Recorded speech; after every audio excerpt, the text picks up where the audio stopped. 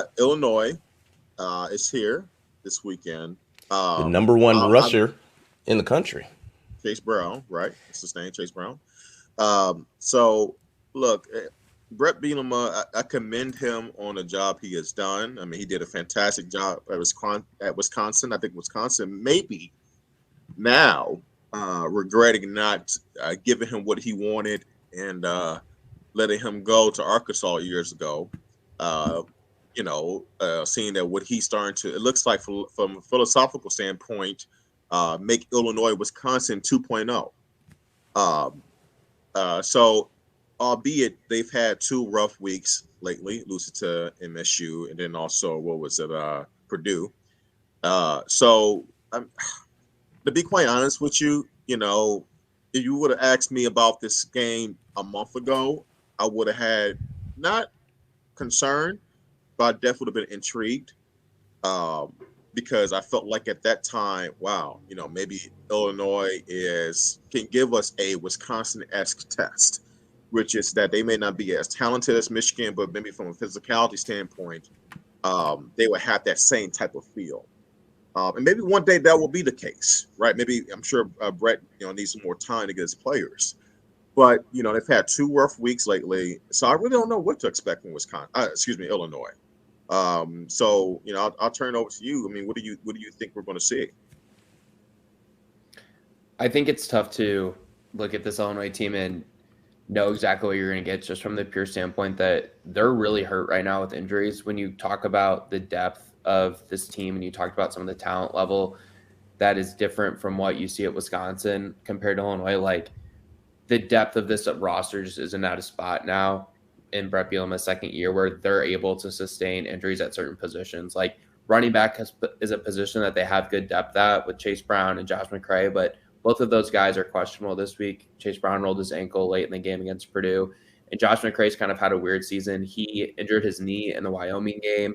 That was all the way back in week 0. He missed a few weeks, then comes back, plays only a series, I think, at Nebraska, and then they come back home, I believe, against Michigan State, and he gets horse collar tackled near the Illinois sideline, just kind of goes down awkwardly, and then I believe rolls his ankle, so sprained ankle. He's questionable. Coach Bielema said that they're both, quote, trending this right direction on Monday, but he's kind of weird when it comes to talking about the injuries and how likely it is the guys are to play.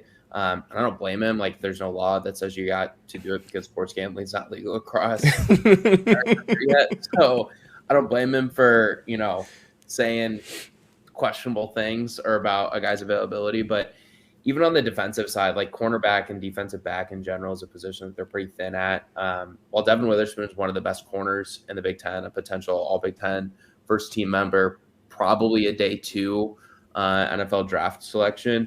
They are thin opposite him. Taz Nicholson's going to be out for the rest of the year. He's their other starting corner. He dislocated his wrist against Purdue. They've got a few other guys at corner that might not play.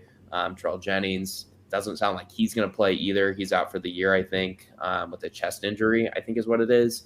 And then Tyler Strand, he's a sophomore, academically a redshirt freshman, I think, on the roster. He has a concussion or suffered a concussion against Purdue. So his availability is kind of up in the air. So if Strand's not able to play, then they're going to look at Xavier Scott, who's a true freshman that they blue shirted. Then they'll also give Elijah McCantos an opportunity there at corner. So health-wise, Illinois kind of for the first time this year experiencing some injuries and some concerns, I guess you could say. And throughout that 6-game winning streak that they had to get to 7-1 on the year, like they maintained pretty good health. So that's something that's definitely going to be of a key, I would say, going into this game. And of other things for Illinois, just like the offensive line hasn't played as well the last couple of weeks, and Chase Brown in the last 2 weeks, last weekend's Purdue was the first time they didn't get over 100 yards, dating back to last season's final game against Northwestern. Finished with 93, so it was close. He did have 2 touchdowns, so it's still a really good game for him.